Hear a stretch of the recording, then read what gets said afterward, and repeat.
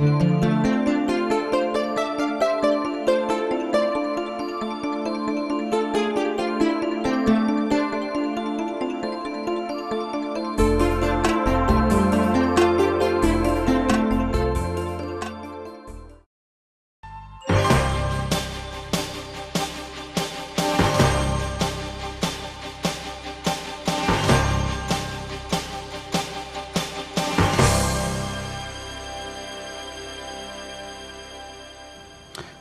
and welcome back to another edition of Focus One. Today we're going to be talking about redistricting. Where are we in the process? What's up with the various legal cases? What's at stake? And if the current maps that have been approved by the legislature and governor stick, what does it mean politically for this area? What does it mean politically for the state? I'm very honored to have Jeremy Wallace, political writer for the Sarasota Herald-Tribune, as our guest. Jeremy, I hope to have you back numerous times on the program, but this is one of the issues that you've been following pretty closely. Welcome to the show. Pleasure to be here. Thank you. Let's start off with, let's just orient folks with respect to where we are in the redistricting process. Why don't you walk us through it? Well, both the Florida House and the Florida Senate have completed the bulk of the legislative work on this at this point. So they have both passed versions of the redistricting plans for Congress and came to a conclusion on one final map. The House has passed a House version and the Senate passed a Senate version that have also been approved and now have all been signed by the governor. So from a legislative standpoint, the last 40 days has pretty much played itself out. They now see themselves as being completed on this endeavor. Now, since the governor has signed it, now we're into the legal phase of things. There are two specific legal elements to kind of look at in this. First, the congressional maps go straight to a Department of Justice review to assure that they are compliant with all voter right legislation and laws in the country. The state Senate and state House district maps, those are all going under a Florida Supreme Court review. There's a 30-day, right? A 30-day window in which the Florida Supreme Court now has to review, and that's where we get to the question of what exactly do they have the purview to review and what do they not have the purview to review. Right, so I think we have a graphic up for folks to see. There's a two-track process with the House and Senate plans, the legislative plans, getting an automatic review on the part of the Florida Supreme Court. Correct. Then the congressional plan separately, it doesn't get that automatic review. It goes to the Department of Justice, so the clock's ticking there on that one.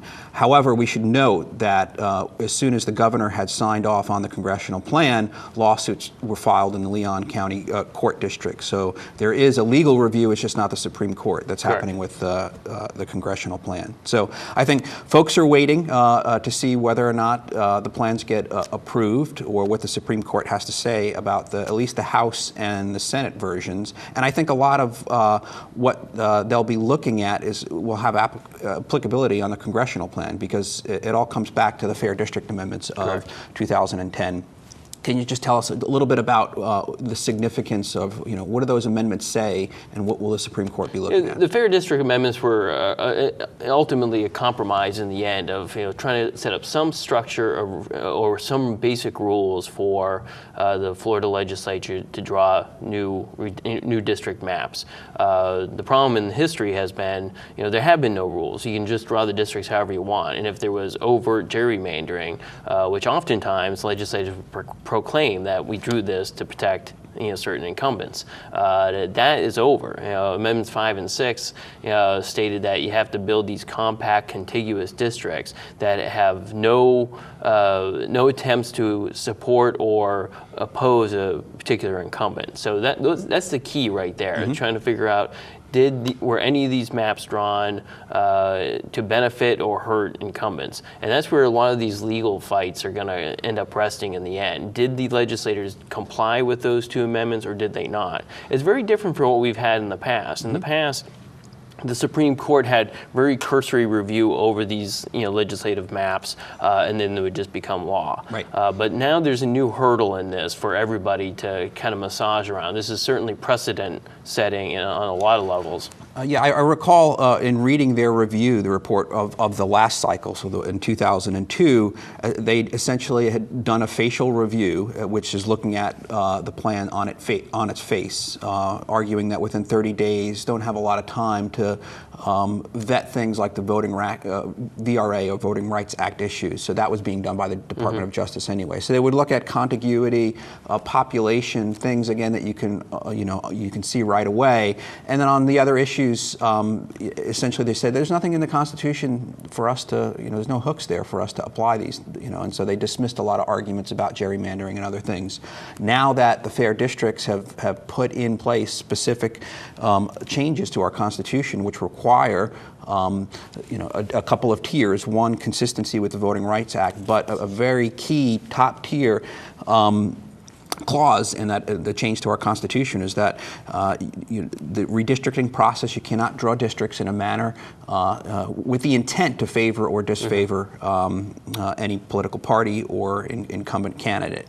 And how that gets interpreted, I think, is going to set the stage not only for whether these current maps pass, but we're probably not going to go through this, I think, again and do the same thing. So the way that the Supreme Court interprets, again, the changes in their responsibility in terms of how aggressively they'll look at the map and how I think they look at the intent issue is going to set the stage for decades to come. So yeah, and that's kind of the new question and the new hurdle for the Supreme Court really in this. They have a new role in this that they have not had in the past. They actually have to look at that question of intent. Was there intent to draw these districts in a way that was not in compliant with those new constitutional amendments? Now, that was just not in their toolbox, 10 years ago, the last time they had to do this. So now it's like, I can see that there's clearly some disagreements even within the court already as to what level they're going to go to in looking at that.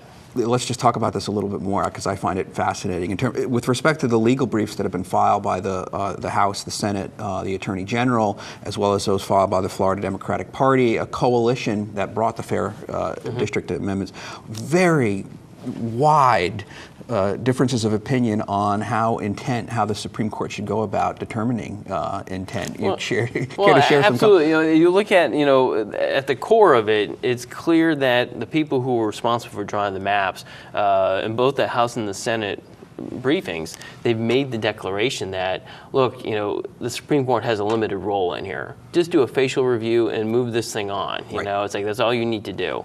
Or even in I think the House, you have to assume no political intent. Exactly. So and of course, on the other end of this thing, you have the Democratic Party for sure, and some of the other groups involved in this saying, "Whoa, wait a minute! No, you have a new obligation." Just like we were saying with these constitutional amendments, those are game changers now. It's like you have new tools and new requirements to make sure that there isn't an intent here to circumvent those constitutional amendments and uphold those constitutional amendments to protect the people. Right. So there you have the question. The first question the Supreme Court is really going to have, before they even get into the specifics of how lines were drawn or not drawn, they have to determine where will they fit in this thing. How much oversight do they have over what the legislative process has done? And the legislators are really, hitting this hard as a separation of legislative and judicial branch issue.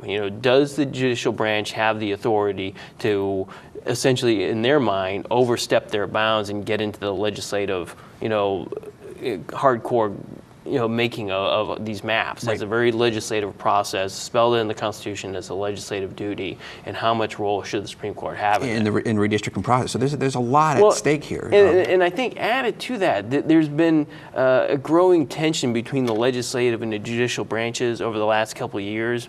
We even have a constitutional amendment on the ballot for the coming cycle in 2012, which in a way would provide the legislature with additional authority and reduce some of the discretion of the judiciary. Well, and even in the past years, I know last year there was a lot of talk about changing the entire structure of the Supreme Court. And the Supreme Court, we go, wait a minute here. It's like the legislature is probably overstepping their bounds to restructure the entire judicial system. And I think all that is a backdrop to now this new, a new arena to talk about the same issue, which is how far can the judicial branch go in exacting some oversight over legislative districts. Yeah, I think that's the most important thing. And again, just to underscore the point, you look at the different briefs, the briefs on the part of the Senate in particular, combined with the House, is you can't infer anything and you can't dig for anything. No discovery here. So lay off.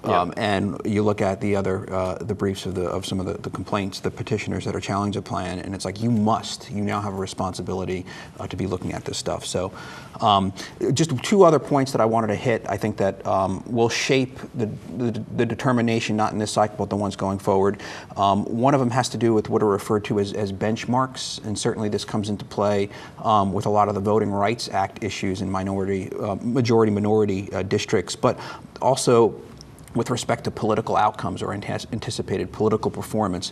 What should we be using as a benchmark or a baseline to compare any redistricting plan? Should it be the last redistricting plan, or should it be some sort of ideal? And we saw, I think, especially in the House brief, compared to the coalition brief, very different opinions. Well, and that's what the House has been saying really from the start of this process. This process is going to be so much better and more open than it was last time. So they really are referring a lot to the 2001-2002 year in which the last redistricting happened, and so they're saying we're improving upon that work. But as you point out, the coalition and the people who supported the constitutional amendments are very clear that no, you can't use any of that. You just go into this clean and just draw the lines. Like you have no political need to do anything. So you don't sit there and one of the things you saw in the House map, particularly for this region,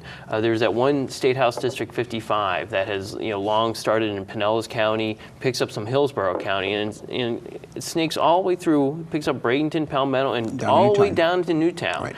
Now that was structured as, hey, look, this is a district that's going to be even more favorable for an African American voter.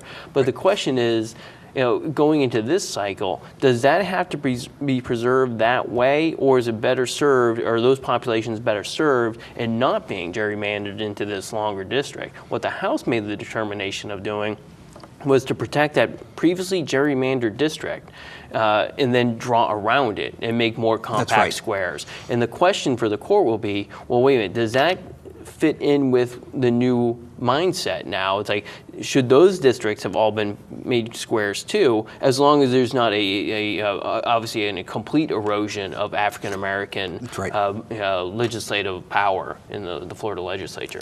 And one final point before we move on and look at the actual maps and compare them to those of the last cycle or the current ones.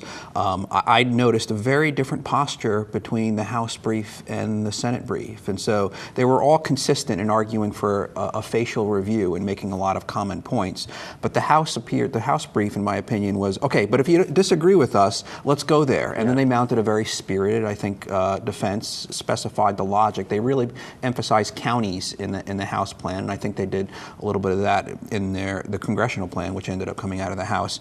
The Senate plan, in effect, said, no, you just can't look at it. And in their discussion, I think, of the geographic or political boundaries, it essentially argued that, well, there's a whole lot of geographic boundaries and there's political boundaries, and legislature has the discretion of choosing what it has to do, and we really don't have to tell you or specify any particular logic. We can do anything whenever we want. And the Senate plan kind of looks like they did whatever they want. Well, and the Senate, really tracks more closely to what they said in their brief, which is, look, this is a judicial role anyhow. We did our thing. You just do your cursory look and be done with it. But to see that difference, you have to wonder how those arguments will work, for the House and the Senate when put together. When you have the House, making some defense of their lines, well, that in the end required the Florida Senate to make some sort of more spirited defense of their own drawing of those lines. How will the court react to that?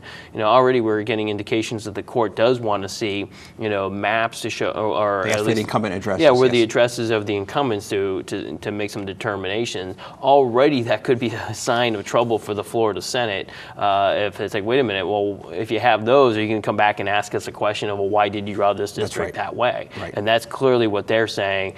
You cannot tell us how to draw the districts, but if they start looking for where the incumbents lived, you have to assume that the next question is going to be, well, and so why did you include that incumbent in that district then? Okay, let's take a look at the maps. I want to start with the congressional maps. And so first map I just want to put up there before we talk about what the new maps look like. Let's look at the old maps. And I want to focus on Southwest Florida and really the Sarasota, Manatee, and then surrounding areas at first. Then we can pull back or make some comments a little bit later. So with respect to the current map, just give us the skinny on what this area looks like in terms of its representation. Well, for really the last 20 years, the 13th Congressional District has been pretty close to being what it is today, which is primarily a Sarasota Manatee County district. The one thing that changed in the 2002 cycle was that DeSoto, Hardee, and Charlotte counties were all added into this district to make it large enough in population to be a balanced district. So really, this region had that 13th Congressional District include those more rural areas. The one big caveat to this for the last 10 years has been voters in Bradenton and Palmetto, particularly in the African American communities and Latino communities, have been in a different district. They've been in the congressional 11th the 11th district. So that's that district that stretches from Tampa down into Bradenton and Palmetto. It's always been one of those questionable districts. It's going back to the gerrymandering as to why it was drawn that way initially. There was an indication early on that was drawn for an African American to represent those African American communities. Right. Well, it didn't work out that way.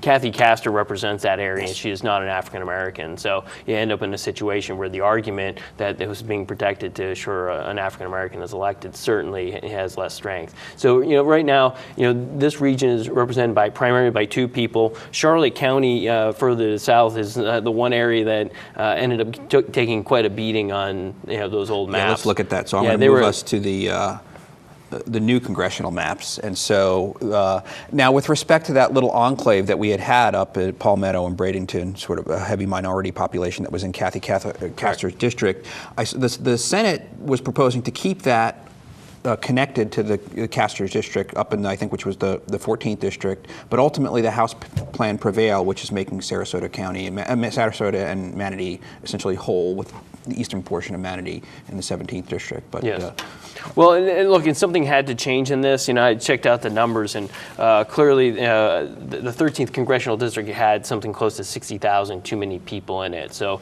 and that's the whole reason for redistricting in the end. It's like you're trying to make each district as equal in population, not in voters, but in population as possible to assure the one man, one vote, concept. So this time around, they had to, figure out, okay, how are we going to remove these 60,000 voters out of the current 13th district and turn to this new district?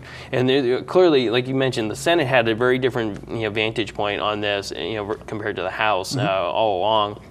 But we went through some panics early in this process. There was one map that looked like was gaining way too much steam that would have cut Sarasota and Manatee counties right down I-75. Manatee County would have been splintered into 3 different congressional districts, never representing more than 30% in any of them, which would have made them, really in practicality, a low priority for whichever member of Congress that certain parts of the community were in. Well, that produced a lot of turmoil. And certainly a lot of people in Manatee County made their voices heard in Tallahassee. And next thing you know, 2 weeks later, the maps had changed to produce this, which is clearly what's been talked about for a long time was, look, Sarasota and Manatee County combined have almost exactly the right number of people, to create one congressional district.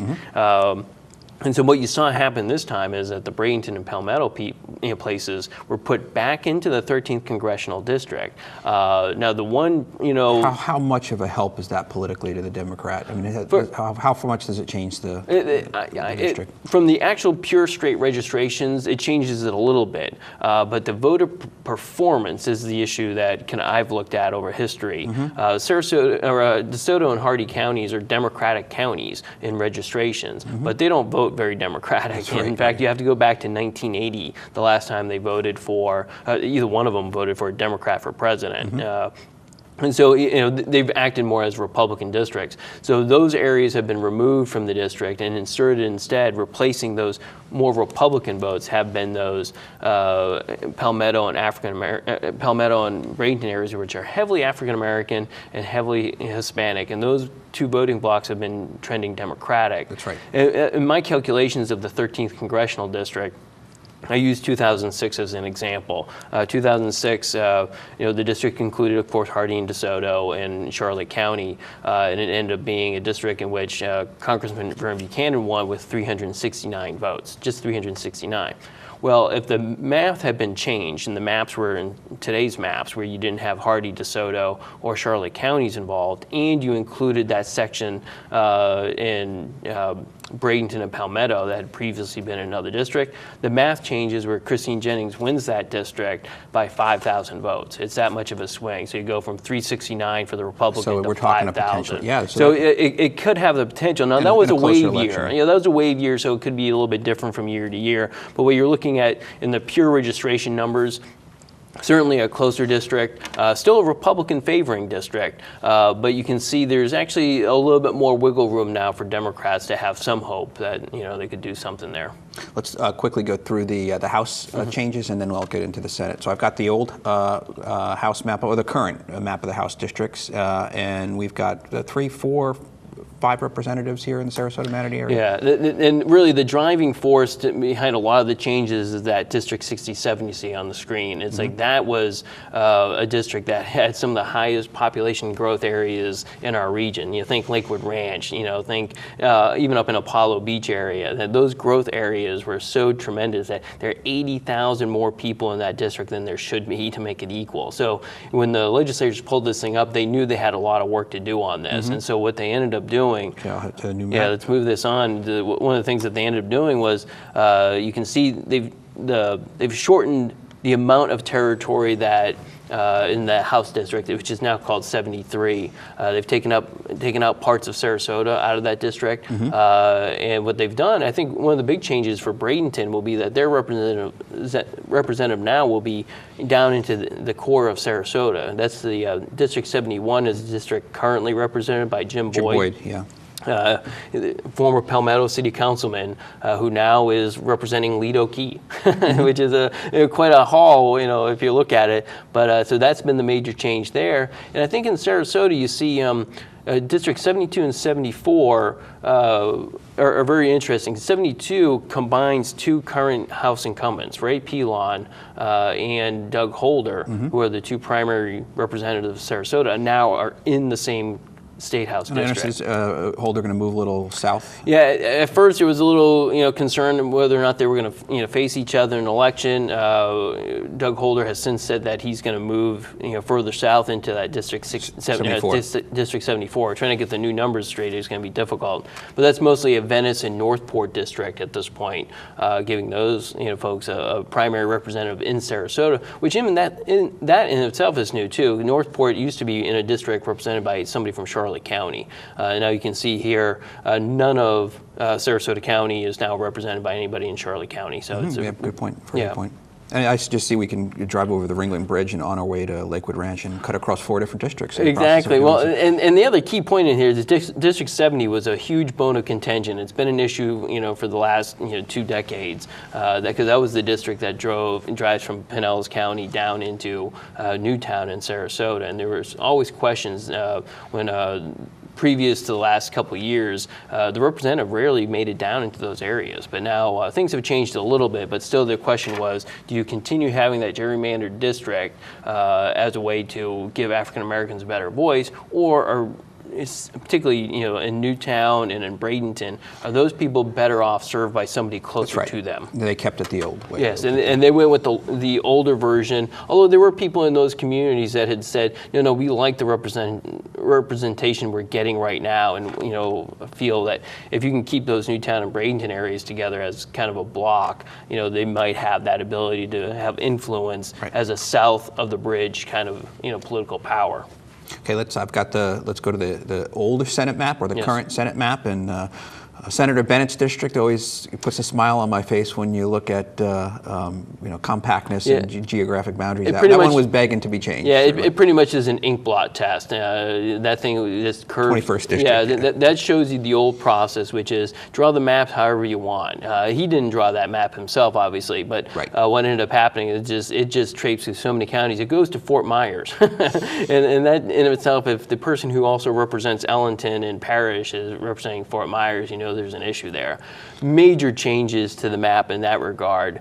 So we're gonna switch over. And the 23rd was is Dietert's district. Yes, 23rd is State Senator Nancy Dietert, and Mike Bennett has represented that Manatee district. But now that's changed. So now what we're seeing now is there's a lot of questions about how this would be drawn up too, because we knew early on that Nancy Dietert was going to run for re-election, and we knew former state rep Bill Galvano of Bradenton was going to run for a Senate district, seemingly replacing Mike Bennett. And the question all along was, will this be two vertical districts in which one of them might have to move out east to hold onto an area? And so there was a lot of debate and question to see how these maps would ultimately turn out. And as you can see from these maps, a lot of Nancy Dietert's former district is pretty much intact. In fact, in the Supreme Court brief that was submitted by, I believe it was from the Democratic Party, they specifically single out that District 28 with Nancy Dietert as